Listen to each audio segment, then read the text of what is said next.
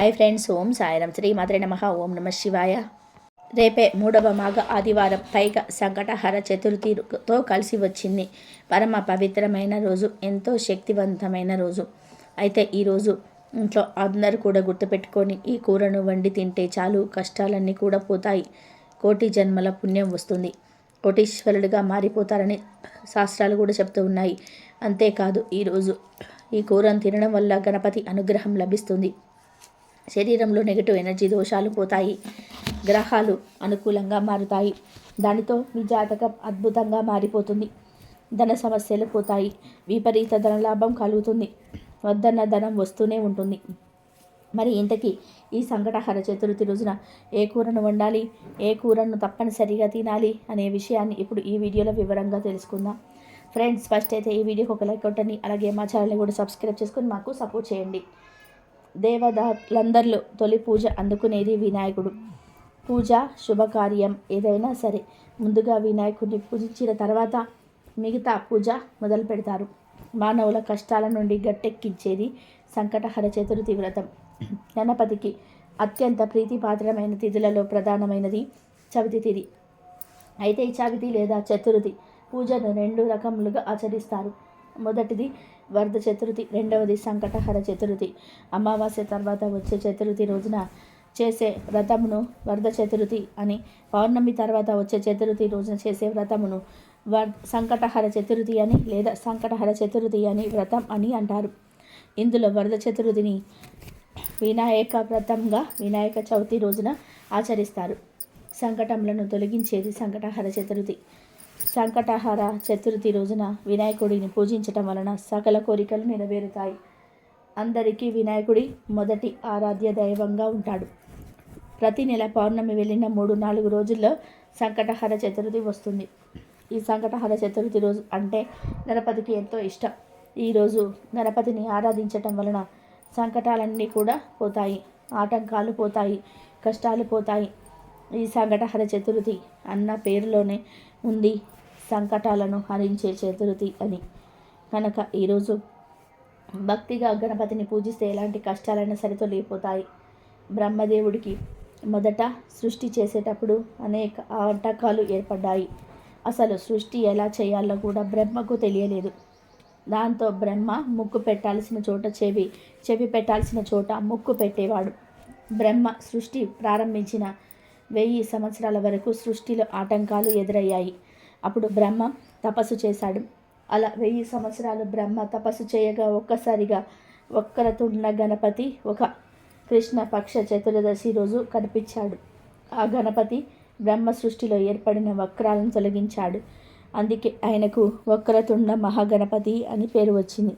గణపతి ఆది నుండున్న దేవుడు. బ్రహ్మదేవుడంతటి వాడి ఆటంకాలనే తొలగించిన గణపతికి మన ఇబ్బందులు ఒక లెక్క కాదు. కనుక సంకటహర చతుర్థి రోజు ఆటంకాలు ఉన్నాయి, కష్టాలు ఉన్నాయి అనే బాధపడేవారు ఇంట్లో గణపతిని పూజించుకుంటే ఆ కష్టాలన్నీ కూడా పోతాయి. ఇంట్లో పూజ చేయడం కుదరని వారు గణపతి ఆలయానికి వెళ్ళినా కూడా మంచి శుభ ఫలితాలు. ఈరోజు ఉపవాసం ఉండి వినాయకుని పూజిస్తారు. రోజంతా ఉపవాసం ఉండి రాత్రిపూట చంద్రుని పూజించి నైవేద్యాలను సమర్పిస్తారు. దీంతో ఈ ఉపవాసం పూర్తవుతుంది. ఈ ఉపవాసంలో చంద్రుని ఆరాధన ముఖ్యం. అది లేకుండా ఉపవాసం పూర్తి కాదు. వినాయకుడు అంటే పరిపూర్ణతకు ప్రత్యేక స్వరూపంగా చెప్పబడినది. వినాయకుడు తన భక్తుల జీవితాలలో అవాంతరాలను తొలగించడమే కాకుండా అసలైన మార్గంలో పయనించుటకు మార్గనిర్దేశం చేయగలిగిన వాడని భక్తుల ప్రగాఢ విశ్వాసం. కాబట్టి వినాయకునికి 2 భార్యలు సిద్ధి బుద్ధి ఉన్నారు. బుద్ధిని ప్రీతిగా కూడా కొంతమంది పిలుస్తారు. ఇక్కడ బుద్ధి సిద్ధి శ్రేయస్సును సూచిస్తే సిద్ధి విజయాన్ని సూచిస్తుంది. వినాయకుడికి శుభ లాభ అనే 2 కొడుకులు కూడా ఉన్నారు. ఇక్కడ సంతానమైన శుభుడు మంచికి పేరు ప్రఖ్యాతలకు చిహ్నంగా సూచింపబడితే, సిద్ధి బుద్ధి కుమారుడైన లగుడు లాభానికి చిహ్నంగా ఉంటారు. అందుచేతనే ఒక్క వినాయకుని పూజిస్తే అన్నింట విజయమును పూజించవచ్చునని భక్తుల ప్రగాఢ విశ్వాసం. తద్వారా ఎటువంటి కార్యాన్ని చేపట్టినా మొదట వినాయకుడి పూజ చేయటం హిందువుల ఆనవాయితీగా ఉంది. తద్వారా ఎటువంటి ఆటంకములు లేకుండా పనులు పూర్తవుతాయని భక్తుల నమ్మకం. అటువంటి వినాయకుడికి సంకటహర చతుర్థి అంటే ఎంతో ఇష్టం. నిజానికి ఈరోజు ఏం చేసినా చేయకపోయినా ఒక వ్యక్తి లేదా ఒక జీవిని ఆనందింపచేస్తే చాలు గణపతి ప్రసన్నమవుతాడు అని పండితులు చెప్తూ ఉన్నారు. ఎందుకంటే గణపతి ఆనందానికి కారకుడు. వీరు ఏ జీవినైనా ఆనందింపజేస్తే గణపతిని ఆనందాన్ని కలగజేస్తాడు. ఈరోజు అవసరంలో ఉన్న వారికి హెల్ప్ చేయాలి. మూగ జీవాలకు ఏదో ఒక ఆహారాన్ని పెట్టాలి. ఆవులు, కుక్కలు, కాకులకు ఆహారం పెడితే చాలా మంచిది. ఇక ఎంతో పవిత్రమైన సంకట చతుర్థి రోజున ఇంట్లోని ఆడవాళ్ళు పాలు పోసి వండే కూరలు వండాలి. అంటే సొరకాయ, బీరకాయ, పొట్లకాయ, ఆనపకాయ, ములక్కాయ లాంటి కూరలు వండాలి. ఈరోజు ఇలా పాలు పోసిన కూరలను మాత్రమే తినాలి. ఈ సంకటహర చతుర్థి రోజు పాలు పోసిన కూరలు తింటే చక్కటి ఆరోగ్యం లభిస్తుంది. ఈరోజు అందరూ పాలు పోసి వండే కూరలనే తినండి. అలా తింటే మీకే మంచి జరుగుతుంది. కనుక ఈరోజు ఆడవారు పాలు పోసి వండే కూరలను వండండి. అందరూ ఈరోజు పాలు పోసిన కూరలనే తినండి. అలా తినటం వల్ల చక్కటి ఆరోగ్యం లభిస్తుంది. విఘ్నేశ్వరుడి అనుగ్రహం కలుగుతుంది. ఈరోజు పాలు పోసిన కూరలను తినడం వలన కష్టాలన్నీ కూడా పోతాయి. కోటి జన్మల పుణ్యం కలిగి మీరు కోటీశ్వరుడిగా మారిపోతారు. జాతక దోషాలు పోతాయి. మీ జాతకంలో అద్భుతంగా మారిపోతుంది. ధన సమస్యలన్నీ కూడా పోతాయి. విపరీత ధనలాభం కలుగుతుంది. వద్దన్న ధనం వస్తూనే ఉంటుంది. కాబట్టి తప్పనిసరిగా ఈరోజు అందరూ కూడా పాలు పోసే కూరలను వండుకొని తిని శుభ ఫలితాలను పొందండి. ఇక ఈరోజు పొరపాటున కూడా దొండకాయ కూరను మరియు మాంసం కూరను తినకూడదని శాస్త్రాలు చెప్తూ ఉన్నాయి. కూరల రూపంలోనే కాదు, ఏ రూపంలో కూడా ఈరోజు దొండకాయను, నాన్ వెజ్ను తినవద్దు.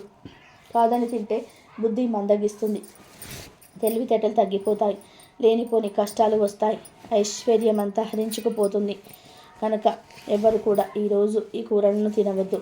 కనుక అందరూ కూడా కార్తీక సంకట చతుర్థి రోజు ఈ ఆహార నియమాలను పాటించి శుభ ఫలితాలను పొందండి.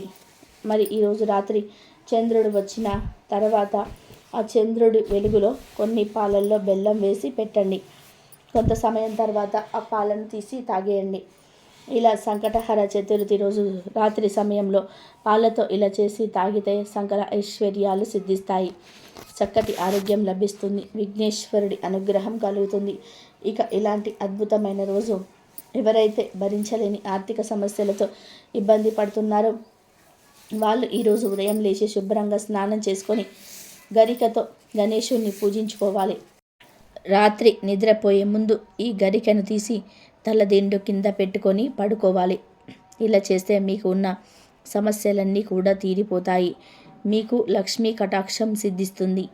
కావున మీరు కూడా సంకటహర చతుర్థి రోజు గరికతో ఈ చిన్న పరిహారం పాటించి లక్ష్మీ కటాక్షాన్ని, గణపతి అనుగ్రహాన్ని పొంది సంతోషంగా జీవించండి. ఇక వినాయకుడికి ఎంతో ఇష్టమైన ఈ సంకటహర చతుర్థి రోజున వేప ఆకులతో ఒక పరిహారం చేస్తే చాలు 60 నిమిషాల్లో మీ జీవితం మారిపోతుందని శాస్త్ర పండితులు చెప్తున్నారు.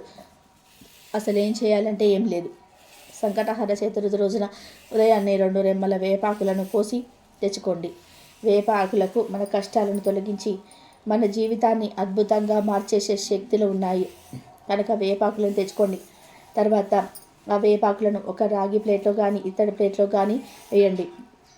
స్టీల్ ప్లేట్లో మాత్రం వేయొద్దు. ఇలా ఆకులను ప్లేట్లో వేసిన తర్వాత ఆ ప్లేటును తీసుకొని వెళ్ళి పూజ గదిలో గణపతి ఫోటో ముందు పెట్టండి. ఫోటో ముందు పెట్టే ముందు కొన్ని పసుపు నీళ్ళను వేపాకుల మీద చల్లి ఆ తర్వాత ప్లేట్ను గణపతి ఫోటో ముందు పెట్టండి. ఇలా పెట్టిన తర్వాత చక్కగా ఒక ప్రమిదను తీసుకొని దాన్ని వేపాకుల మీద పెట్టండి. ఆ ప్రమిదలో కొబ్బరి నూనెను పోయండి. ఆ తర్వాత 3 లేదా 5 ఒత్తులు వేసి దీపం వెలిగించండి. ఇలా వెలిగించిన దీపానికి పసుపు, కుంకుమ, అక్షింతలు సమర్పించండి. ఇలా ఎవరైతే ఈరోజు వినాయకుడి ఫోటో ముందు వేపాకు మీద దీపం పెడతారో వారి ఇంట్లో 60 నిమిషాలు అద్భుతం జరుగుతుంది. కష్టాలన్నీ కూడా పోతాయి. ప్రతి సంకటహర చతుర్థి రోజు ఇలా వేపాకు మీద దీపం పెడితే నెమ్మదిగా ధన సమస్యలు పోతాయి, డబ్బు వస్తుంది. మీరు కలకాలం ఆనందంగా ఐశ్వర్యంతో జీవిస్తారు. అదేవిధంగా సంకటహర చతుర్థి రోజున 2 వేప కొమ్మలను తెచ్చుకొని ఆ కొమ్మలను మీ మెయిన్ డోర్కి 2 వైపులా కట్టండి. ఇలా కట్టడం వలన దుష్టపీడలు, నెగిటివ్ ఎనర్జీ ప్రభావం మీ ఇంటి మీద పడదు. అదృష్టం బాగా కలిసి వస్తుంది.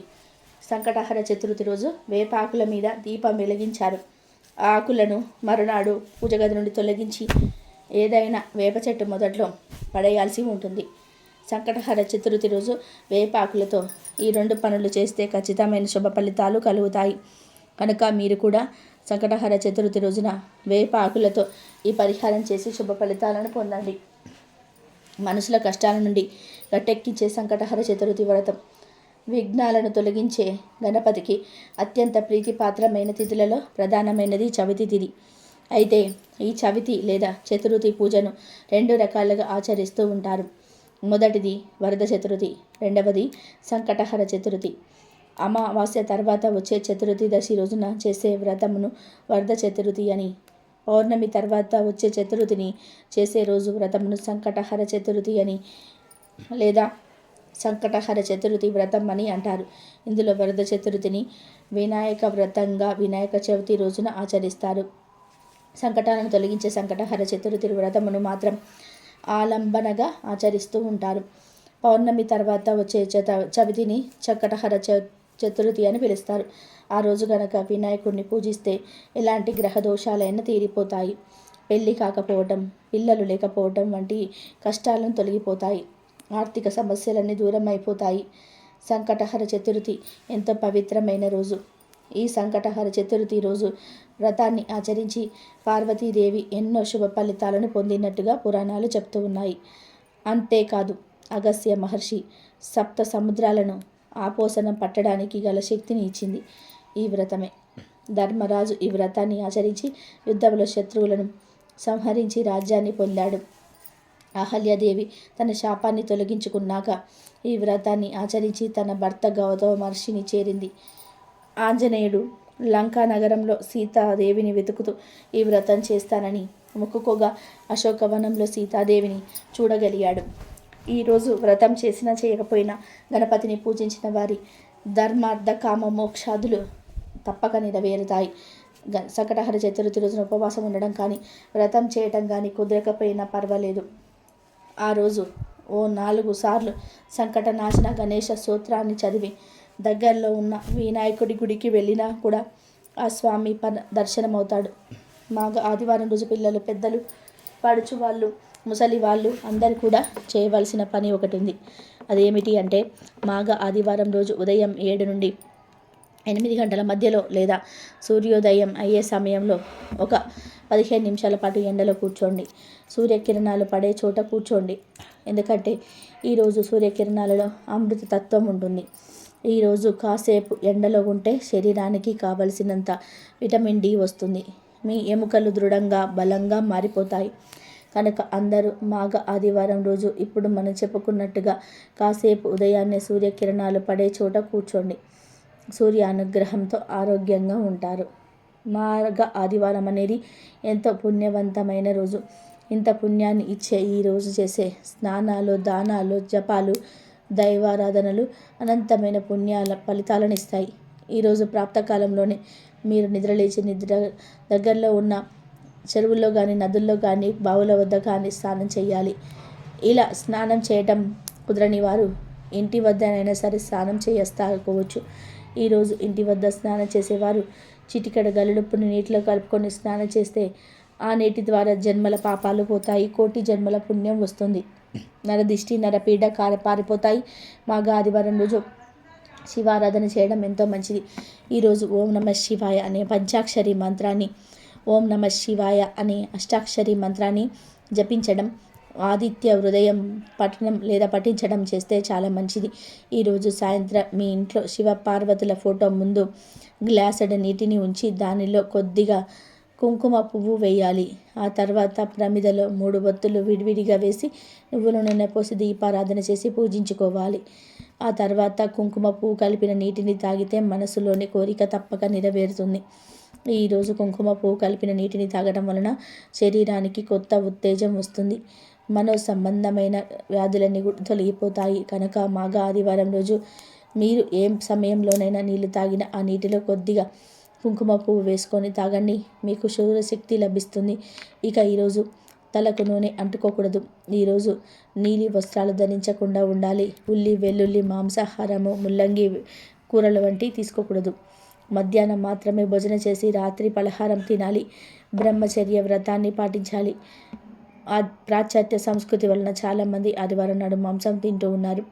కానీ మాఘ ఆదివారం రోజు అలా చేయకూడదు. అది మహాపాపం. ఆదివారాన్ని ఎంతో పవిత్రంగా భావించి మద్యం మాంసం జోలికి పోకుండా ప్రత్యక్ష దైవమైన సూర్య భగవానుని ఈరోజు ఆరాధించాలి. ఇదే మన సంస్కృతి. కనుక ఈ మగ ఆదివారం పొరపాటున కూడా మాంసం తినవద్దు. ఉదయం లేచి స్నానం చేసి సూర్యుని ఆరాధించండి. ఆదిత్య హృదయం పారాయణం చేయండి. ఆ సూర్య భగవానుడే మీకు సకల ఐశ్వర్యాలను కలుగజేస్తాడు. కాబట్టి మీరు కూడా మగ ఆదివారం ఈ చిన్న పరిహారాలు చేసి శుభ ఫలితాలను పొందండి. ఇక మగ ఆదివారం రోజు బెల్లాన్ని దానం చేస్తే పార్వతీదేవి సంతోషిస్తుంది. ఉప్పును దానంగా ఇవ్వడం వల్ల సాక్షాత్తు ఆ శివుడు ఆనందిస్తాడు.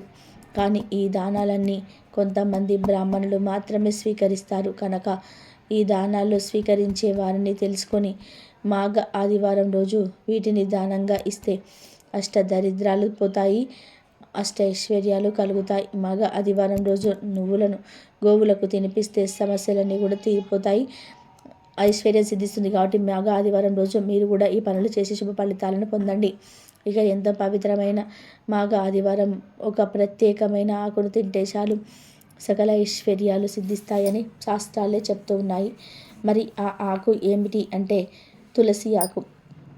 అవును, తులసి ఆకు. మాఘ ఆదివారం రోజు తులసి ఆకును తింటే ఒంట్లోని రోగాలన్నీ కూడా పోతాయి, ఎలాంటి రోగాలు రాకుండా ఉంటాయి. సూర్య భగవానుడి అనుగ్రహం కలుగుతుంది, ఆయుష్ పెరుగుతుంది, అష్టైశ్వర్యాలు సిద్ధిస్తాయి. తులసి ఆకులు తినాలని మీరు పూజలు చేసే చెట్టు నుండి ఆకులు కొయ్యవద్దు. పూజలు చేయని చెట్టు నుండి తులసి ఆకులు కోసుకొచ్చుకోండి. ఈ తులసి ఆకులను మాఘ ఆదివారం రోజు తింటే చాలు మీ జీవితం అద్భుతంగా మారుతుంది. కష్టాలు, దరిద్రాలు, బాధలు పోతాయి, అష్టైశ్వర్యాలు సిద్ధిస్తాయి. మరి ఈ తులసి ఆకును ఎలా తినాలి అంటే మాఘ ఆదివారం రోజు మీ ఇంట్లో ఎంతమంది ఉంటే అన్ని తులసి ఆకులు తెచ్చుకొని శుభ్రంగా కడిగి తర్వాత పూజ గదుల్లో దేవుడి ఫోటో ముందు పెట్టండి. నమస్కారం చేసుకోండి, దీపారాధన చేసుకోండి. ఒక 5 నిమిషాల తర్వాత ఈ తులసి ఆకులను తీసి ఇంట్లోని వారందరూ కూడా ఒక్కొక్కరు ఒక్కొక్క ఆకును తినండి. తులసి ఆకు ఒకటి తినండి చాలు. తులసి ఆకులు మనం తినే విధంగానే ఉంటాయి కనుక ఒట్టి తులసి ఆకులను తినేయండి. లేదు మేము అలా తినలేము అనుకునేవారు ఈ ఆకు మీద చిటికెడు పంచదారను కానీ బెల్లాన్ని కానీ తేనెని కానీ వేసుకొని తినండి. ఇలా మగ ఆదివారం రోజు తులసి ఆకును తింటే చాలు శరీరానికి మంచి ఆరోగ్యం లభిస్తుంది. మీ శరీరంలోని దోషాలు పోతాయి, ఆయుష్ వృద్ధి కలుగుతుంది, కష్టాలు, బాధలు, దోషాలు పోతాయి, మీ జీవితం అద్భుతంగా మారుతుంది, అష్టైశ్వర్యాలు సిద్ధిస్తాయి, కోట్లు సంపాదించే స్టేజ్కి వెళ్తారు. కనుక మాఘ ఆదివారం రోజు ప్రతి ఒక్కరు కూడా ఈ ఆకును తిని శుభఫలాలను పొందండి. ఈ మాసంలో కొంతమంది నిత్యదాన వ్రతం చేస్తారు. నిత్యదాన వ్రతం అంటే నిత్యం అన్నదానం చేసే వ్రతం అన్నమాట. అంటే మాఘ మాసంలో నిత్యం సూర్యుడిని పూజించి పిడికెడు బియ్యం ఒక పాత్రలో పోసి భద్రపరచుకోవాలి. ఈ నెల అయ్యాక ఆ బియ్యాన్ని పేదలకు పంచాలి. దీనిని నిత్యదాన వ్రతం అని అంటారు. మాఘ మాసంలో ఎవరైతే ఇలా చేస్తారో వారి ఇంట్లో ఎటువంటి సమస్యలు ఉండవు. కాస్త డబ్బు ఎక్కువగా ఉన్నవారు ఈ మాఘమాసం అంతా కూడా అన్నదానాలు చేస్తూ ఉంటారు. డబ్బు లేని వారు రోజు ఒక గుప్పెడు బియ్యాన్ని తీసి పక్కన పెడుతూ ఉంటారు. వారు సంతానం అభివృద్ధిలోకి వస్తుందని వారి నమ్మకం, అనుకున్నది సాధిస్తారని వారి నమ్మకం. కుటుంబంలోని వారు దినదిన ప్రవర్తమానంగా ఎదుగుతారు. మాఘమాసంలో ఆదివారం రోజు అరుణోదయ కాలంలో నదులు, చెరువులు, మడుగులు, కొలనులు, బావుల్లో కానీ చివరకు నీటి పడిగలో కానీ స్నానం చేస్తే ప్రయాగలో స్నానం చేసినంత ఫలితం దక్కుతుంది. మాఘ ఆదివారం రోజు అరుణోదయ వేళలో దీపారాధన, తిల హోమము, తిలదానము, తిల భక్షణ చేస్తే ఎన్నో కోట్ల రేట్ల పుణ్యఫలం దక్కుతుంది. మాఘ ఆదివారం రోజు నది, చెరువు, బావి అందుబాటులో లేకపోతే ఇంట్లోనే స్నానం చేయవచ్చు. అలా స్నానం చేసే నీటిలో చిక్కుడు ఆకులను కానీ రేగి ఆకులను కానీ కొన్ని తెల్ల నువ్వులను కానీ వేసుకొని స్నానం చేయాలి. ఇలా స్నానం చేసే ముందు కొన్ని నువ్వులను నమిలి మింగాలి. ఇలా ఎవరైతే మాఘ ఆదివారం రోజు స్నానం చేస్తారో వారి పాపాలన్నీ కూడా అగ్నిలో పడిన దూది మాదిరిగా నశిస్తాయి. శరీరంలో ఉన్న సకల వ్యాధులు నశిస్తాయి. జ్ఞాపక శక్తి పెరుగుతుంది, కోటి జన్మల పుణ్యం వస్తుంది. అలాగే మాఘ ఆదివారం రోజు పాలు బెల్లము పొంగల్ని తయారు చేసి వేడి పొంగల్ని చిక్కుడు ఆకుల్లో వేసి సూర్యుడికి నివేదన చేసి ఆ తర్వాత కుటుంబ సభ్యులంతా కూడా ఆ పొంగలిని తినాలి. ఇలా తింటే ఆరోగ్యానికి చాలా మంచి జరుగుతుందని మన పూర్వీకులు చెప్పారు. ఇదండి ఈరోజు వీడియో. ఈ వీడియో కనుక మీకు నచ్చినట్లయితే ప్లీజ్ లైక్ చేయండి, షేర్ చేయండి, సబ్స్క్రైబ్ చేయండి. మరొక మంచి వీడియోతో మళ్ళీ కలుద్దాం. కాబట్టి మాఘ ఆదివారం రోజు ఈ విధంగా నీళ్ళల్లో నువ్వులు కానీ, తులసి ఆకు కానీ, లేకపోతే చిక్కుడాకు కానీ వేసుకొని స్నానం చేయండి. అంత మంచి జరుగుతుంది.